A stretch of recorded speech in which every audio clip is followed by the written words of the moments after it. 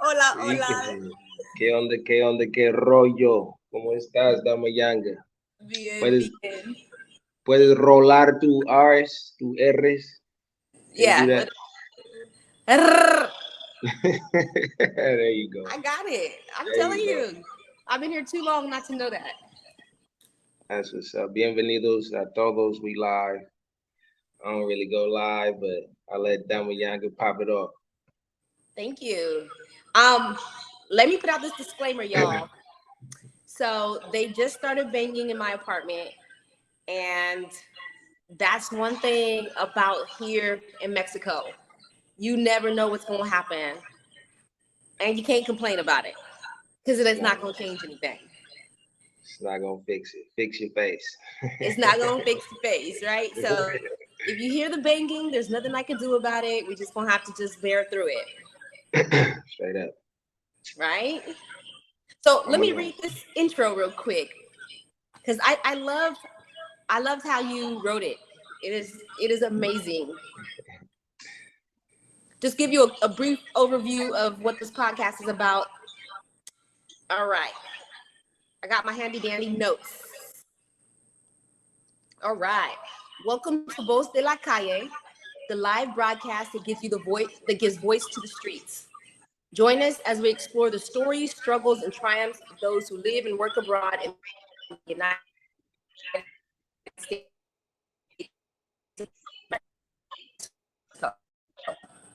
From activists and athletes to entrepreneurs. Oh, okay. We bring you interviews and conversations that shed light on the diverse experiences and perspectives that make up the fabric of the expat and local community. Our hosts are passionate about amplifying the voices that often go unheard, and they bring a wealth of knowledge and expertise to each episode. Whether we're discussing social justice issues, exploring the local art scene, or diving into the latest news and trends, Voz de la Calle, which is Voice of the Street, is a platform for honest, engaging, and thought-provoking conversations. Bravo, bravo. Gracias, gracias. You know, I'm a Hello, writer. everybody. We got a few people in. We got Yapa Judah here. We got Tony Van Buren in here. Okay, bienvenidos. Thank you for Bienvenidos. joining. Thank you for joining. We like to thank our sponsors, Yanga Sport Culture, off the resort, Dama Yanga, myself, King Yanga. Um, Subscribe. Make sure y'all subscribe. Man, you got to do that. You on here Yes. watching, you got to subscribe. You already know. That's what we do. Like, subscribe. You support us. You know what I'm saying? We appreciate all the support. And Follow let us. us let us know where you're tapping in from too as well. Where are you living right now in this moment? Are you abroad? Are you local here in Mexico? Let us know. Other topics, y'all. So you guys want to tune in? We'll be doing this every Thursday around this time.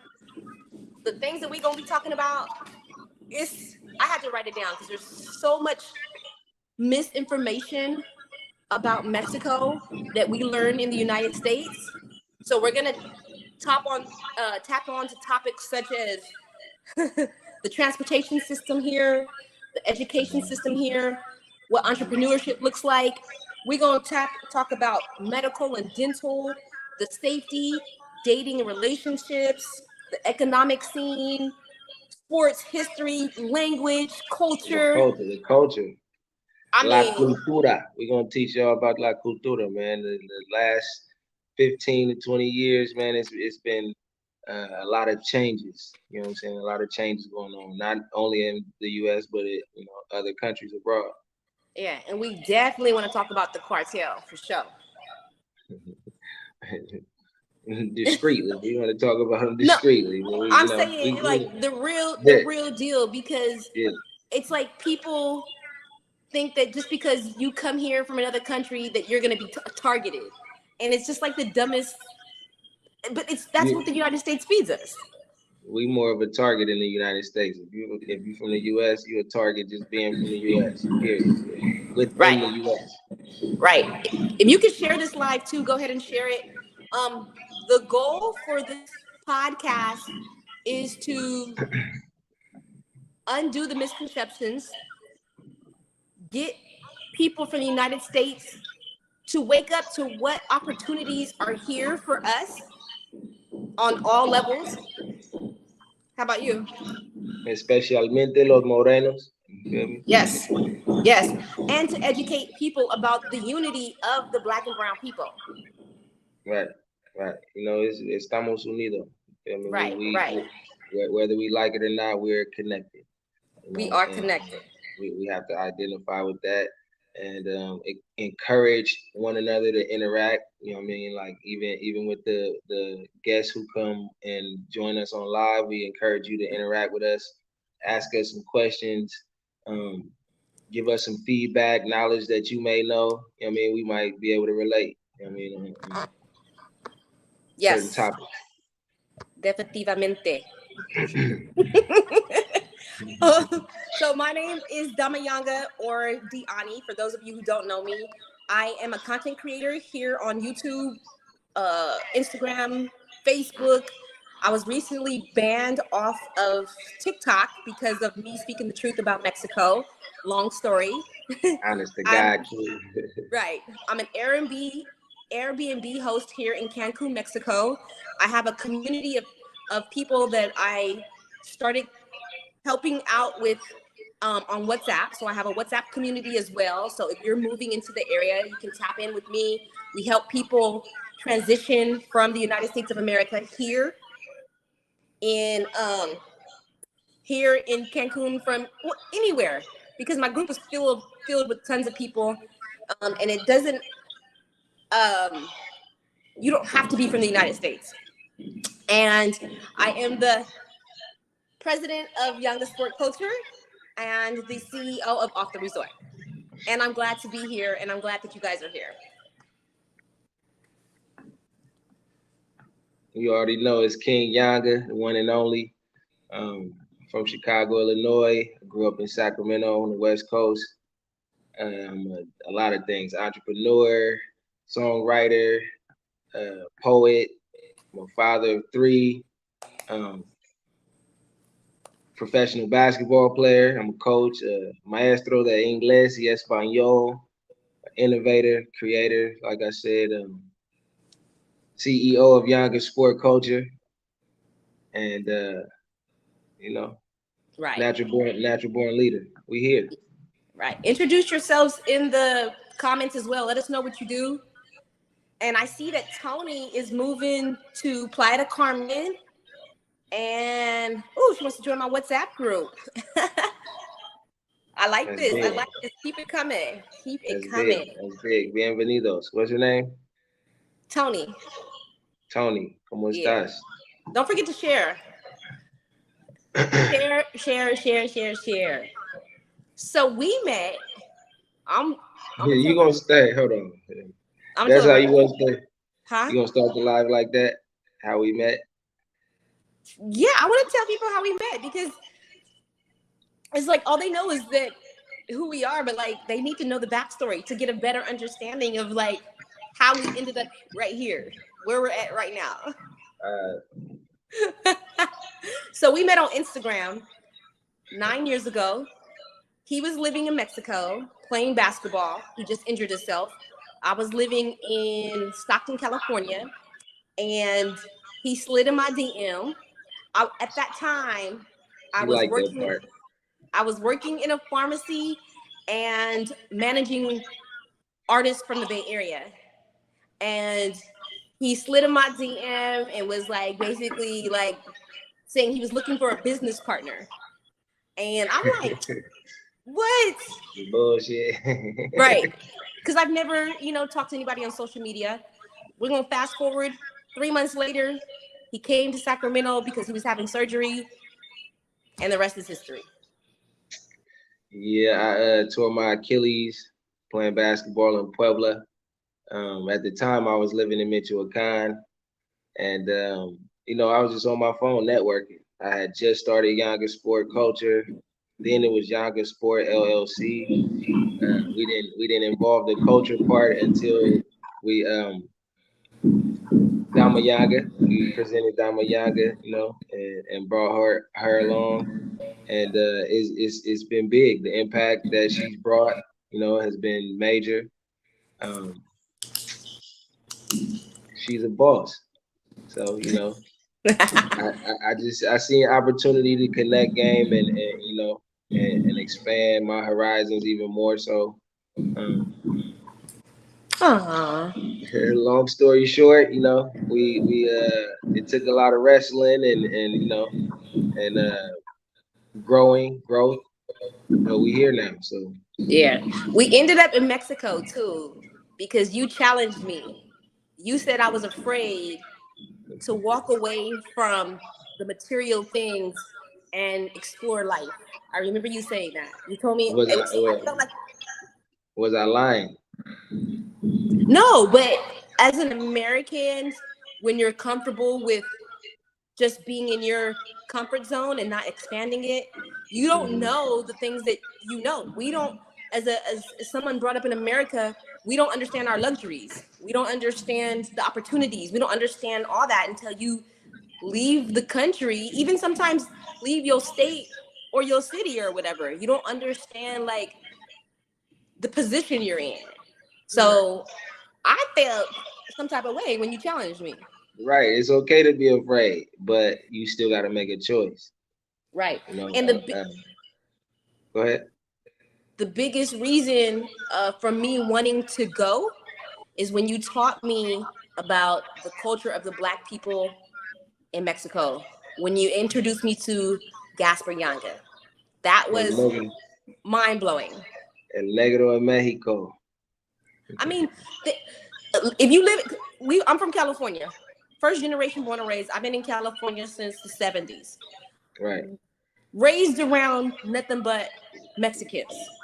Not once ever have I heard a Mexican in the States tell me about the Black history of people or Gaspar Yanga. Or classify themselves as Afro Mexicanos. No, it's like when you hear about people in South America, Puerto Rico, Dominican Republic, Venezuela, you hear about Brazil or whatever, you hear about that culture there, but you never hear Right. about that culture in Mexico. I'm gonna be honest with you, we everywhere. So there's no more denying the simple fact that we wasn't brought or transported on any boats anywhere we were, but that we were already where they were transporting Black Right. people, for And lack of a better term. the more you explore out of your country, the more you learn about yourself. Because not just did I learn about Gaspar Yanga, I learned about the Black Seminoles. I learned about the indigenous people in Mexico. I learned about just a lot of information that's not taught to us in the United States of America. Right. Right. Like what, as you were growing up though, like what was your idea of Mexico before you even left to Mexico? My first encounter with a Mexican person was when I moved to California from Chicago. Because in Chicago, it's even though it's Mexicans in my hood, it was all Black people. I grew up around everybody Black. The store owners were Black. The pastors were Black. The lawyer, everybody was Black. So even though we would see Mexicans every now and again, but growing up where I came up, the first 10 years of my life, it was all Black. I mean, we were all dark people. So that's what I was used to. When I moved to California, it was a culture shock. So I didn't get just Mexican people. I got Ukrainian, Asian, Mexican. So it was just a little of everything. But when I moved to Mexico, it just opened my third eye. It just opened my whole consciousness to, what I have been doing. I had been doing the last, 24 years. The history. We learn history. You got to relearn history. You got to continue to learn history Right. over and over again in order to figure out who you were. But it was a test. It was a test to, my uh, a test of my natural abilities and my willpower. To survive in a place Right. hundreds of miles. But Right. growing up, I didn't really have an opinion about Mexico. I wasn't. I think I made the adjustment or made the choice to move because I was oblivious about Mexico. I didn't know the dangers, the differences in culture. I didn't know anything about the cartel or anything. So it's like coming from Chicago is what is there to be scared of? You know what I'm Right. saying? So It was nothing like it is now. Like how the propaganda, the news, media are constantly targeting Mexico. It wasn't like that when you was growing up because we didn't have like that type of news so easily accessible. right, right. I'm gonna keep Right. it real with you. In Mexico, they talk about death and murder all the time. So you know, they're desensitized. Desensitized. Word. Right. Yeah, I'm Yeah. interested as to everyone watching what your thoughts of Mexico was growing up and what your thought of Mexico is now in the present. Like if you could put that in the comments, I would love to hear that. What I can say is, if I knew what I know now about Mexico, I probably would be like a lot of American citizens. I probably wouldn't have gone as fast. I probably wouldn't have traveled as much. I probably wouldn't learn the language. I would have been closed minded and like every other Not person. not if you knew what you knew, if you listened to what people thought they knew. I mean, that's the only way I'm gonna know what I know by listening to people from the States. But because I didn't listen to nobody and I didn't watch TV like that, then I didn't know nothing. So, I went with my own confidence in myself and in basketball because that's what I was going for was to, play and play basketball. You know, Yeah. playing basketball in Because the States. you Go were in ahead. Mexico before we met. So we met in 2015, right? Right. So you were when did you first go to Mexico? 2007. Oh, it's 2007. I was trying to remember. Yeah, it Ooh, was I bet it 2007. was way different back then. So check this out. I really didn't pay attention to it, but I left right before the first recession, And what was that one? 2008. So I left a year before when the recession hit. Then they did the swine flu. They did the influenza thing, and I was in Mexico at the time, and it really hurt Mexico economically, but it wasn't as big as COVID-19. It was just the Right. same I procedure. remember the swine flu. I Yeah, it was remember just the that. same. Everybody was wearing masks. Yep. Nobody went to games. The soccer stadium was completely empty. People were walking around in Mexico with masks everywhere, scared to death. But So nothing happened.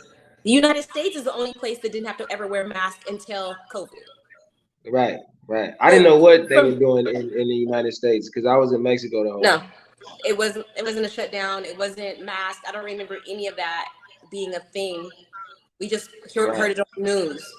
You right. know. So during the swine flu, the first recession in 2008, I was living in Mexico and chasing my dream, making a living, making money doing what I was doing. This was all before younger sport, but I just was living life, surviving, and it really enjoying myself because it was different from everything that I ever known. The culture, the togetherness, they're family oriented.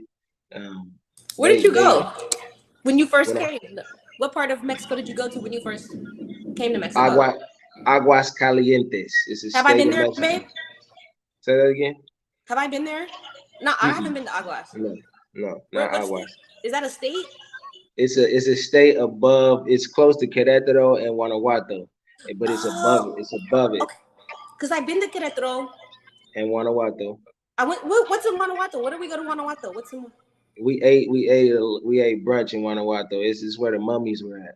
Las Mummies. Oh, we got to go back and look at the mummies then, because I don't Yeah. remember that. We didn't go. We didn't. Oh, We just ate brunch and then we got back on and we kept traveling. We were going somewhere and we just stopped in Guanajuato. so you didn't know any Spanish when you first came to Mexico? Hola. Oh, Hola. That's buenos all I dias. know. I didn't even say that. I just said hola all the time. I didn't say buenos dias. I didn't say nothing.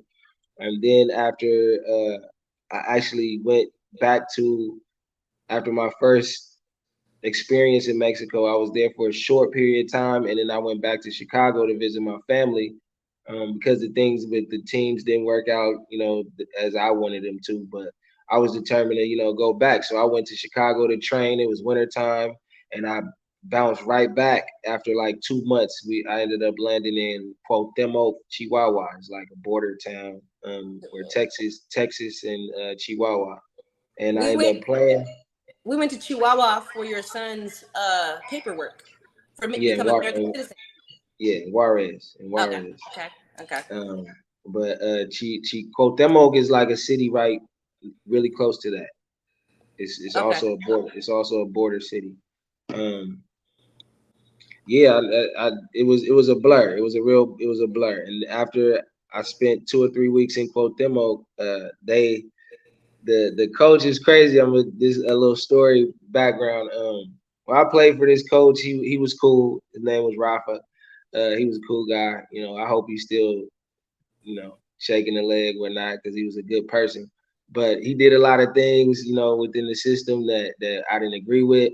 We played like 5 games. We were undefeated, and me and the other American, we didn't get paid. We hadn't got paid for 5 weeks. We were supposed to get paid every weekend, and come to find out, he was betting on the games, and we was winning, so he was winning some money, but we wasn't getting our money, and it was crazy because one game we were in Madera, a city called Madera, and we were supposed to lose that game.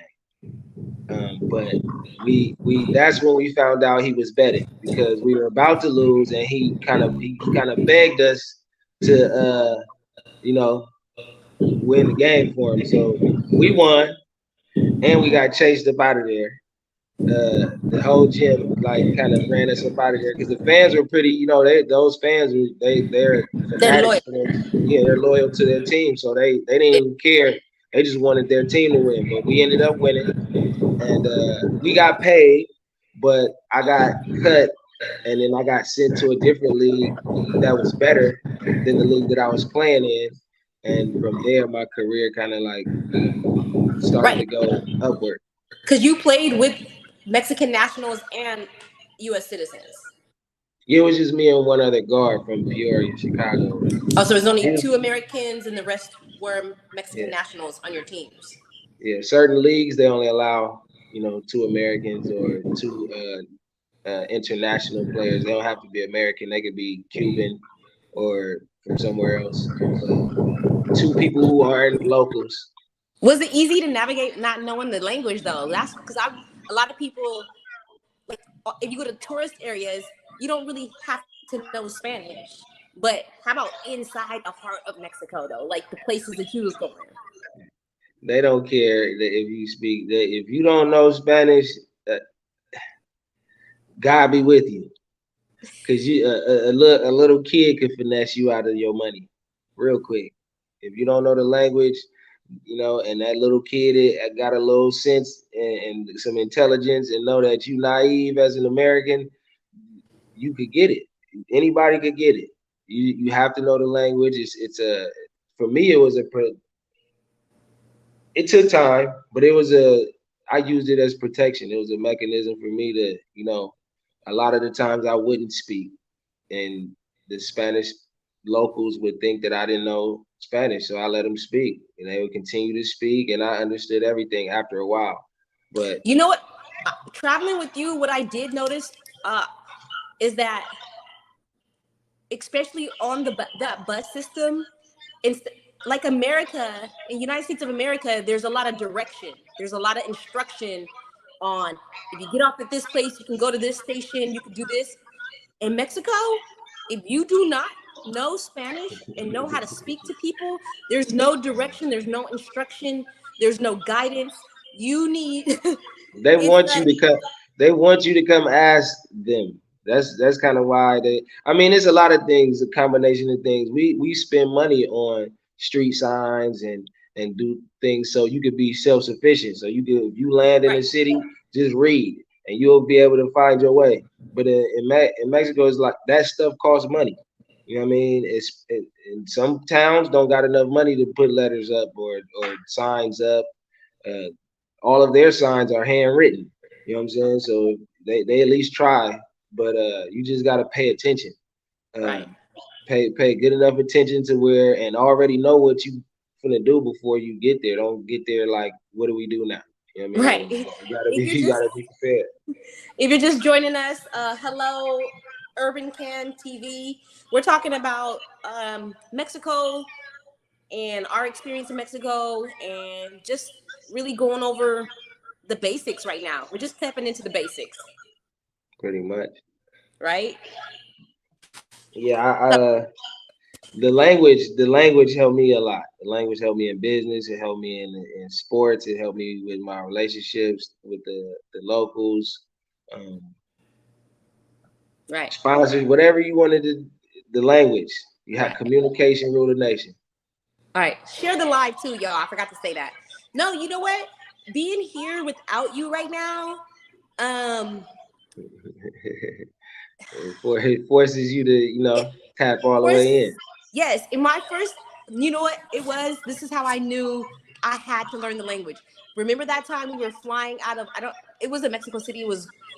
We were flying out of Guadalajara. We were No, going back no, home. Huh? it was Ixtapa. When they wouldn't let you on, It wasn't Ixtapa. I think it was Guadalajara. I It remember may, it's it may. because they wouldn't let you Yes, back. yes. We flew from Ixtapa to Guadalajara, and then because it was an international flight from Guadalajara, for some reason they decided not to let me on the plane because they said my passport was worn down, and that's the first time I heard of that one. But So it was heavy COVID time where you had to read certain instructions on how to get past the checkpoint to get into your terminal, and it was all in Spanish. You were freaking out. You were pissed off. yeah, I You was were just hearing, mad. yes, I didn't want to miss the flight, so I had to basically be on my own. No, you didn't. No, you didn't. No, you didn't. No, at Don't the tell that point, story. no, I'm talking about at the point where I had to get the Fill out certificate. the information. Yeah, Yes, because you were not trying to hear anybody. I Like was you were, mad. Yeah, yes, you were mad. So I was basically on my own. Plus, I was nervous. I was frustrated with you. And so that's how I knew, like, at that point, I needed to tighten up on my Spanish, because if you can't speak the language in a situation where you really need to speak it the most, you as good as gone. You as good as gone. yeah, you might be going for a long time. Right, right. So Learning Spanish got me out of that jam plenty of times. Everything happens in an instant, and if I don't know how to defend myself or explain myself in some type of way, so I could have went to jail. I got friends who went to jail in Mexico. You don't want to go to jail in Mexico. You don't want to be tough in Mexico. You want to follow the law and learn the language. no, definitely. I've been with you on a few occasions where I know if you didn't know the language as well as you did, we would have gotten gaffled, robbed, and I'm talking about from the police too. We would have been All of taken, the above. All all of the the above. above. We would have been taken advantage of, and I paid attention to that because as Black people or Negro people in Mexico, you're automatically targeted, and Yeah, it's not for the same for sure. reasons as a white person is targeted. You Nah, know, they just want the money from them. they want the money from them, but they think, are we Haitian? Are we Cuban? Are we? Yeah, They don't know what part of the world we're from, and they're yeah, yeah. intrigued. They're And intrigued to know. That's crazy because it don't matter what part of the world the white folks from. It matter what part of the world you from It when you matters black. what part we're from. Because But they see Europeans and Americans as the same. The only difference between them two is the Americans tip more. yes, yes, they don't. They deal with other worries and concerns. But I'll say this: even though we are Black in Mexico, I don't fear for my life No, like a no, Black person in the United States. right, right. I don't either. I actually feel more embraced. I feel more love, genuine love, unconditional love. I didn't did things to people where out of my own anger and passion to where I had to go back, double back, and apologize, and show the real side of me, my integrity, and all of that, because these are modest people. Like they're very humble, in a sense. They like they're not braggers and boasters. You feel me? So You, like normal conversation with them is just enough. that made me think when you first took me to Mexico in 2016, it wasn't what it is now. It wasn't as popular. People weren't coming over here in droves. So Oh no. in my mind, I knew that as a black woman, there was a lot of people that never seen a black woman in person. So I was a representative of all the black women community. And Right. I'm walking into that, it wasn't heavy on me, but it was a joy to show people a different side of a black person or a black woman than what they've seen on TV. Right. And I've I can say I've gotten so much love, you know, in the past, more so in the past than now, because we travel to remote areas in Mexico where you gonna get lost. No one's gonna find you. And if they know that you lost, it's tough. It is tough. You're gonna have to pay your way to get up from getting unlost. You gotta pay. If you get lost, you gotta pay. As simple as that. But Yeah. what I can add is they embraced you. They embraced you to the point where it kind of like shocked me a little bit. Um, but I understood it though. I understood it. And they got tired of looking at my black ass for sure. Well, as a man though, because of sports, they've seen more black men because of sports. Because Yeah. you've been doing it for years. You know, coming over there, they get to see you guys. But as a black woman, they were touching my hair. Remember, people used to come just behind me and just sit behind me just to touch my hair and rub on me. And Yeah. I'm like, wait a minute, this is in 2016, y'all. This is not like present time. Um, and it was a blessing though. It was beautiful. I knew it wasn't something negative. It was curiosity. It was Right. they felt privileged to be in the presence of a black woman. Like, The can you? opportunity. No one has ever felt that as a black woman in the United States of America, ever. You gotta travel. You gotta travel. That's it. You just gotta travel. Right. You've Can I been say one more blessed. thing? Can I say one more Good. thing? Good. And because of that, like because of the generational trauma that was hammered into our subconscious, our DNA, when we travel to these other countries and things like this happen, that trauma is expressed in our experience. Because I've had tons of women tell me, especially when I posted like videos of them touching me, they'll say, why they treating you like an animal? You ain't a dog. You're not nobody's pet. How they disrespect you like that? And it was sad. I mean, I believe in boundaries in your space, but it Mhm. was sad that that was the first thing that they went to. And it wasn't, it was more so than not, than Right.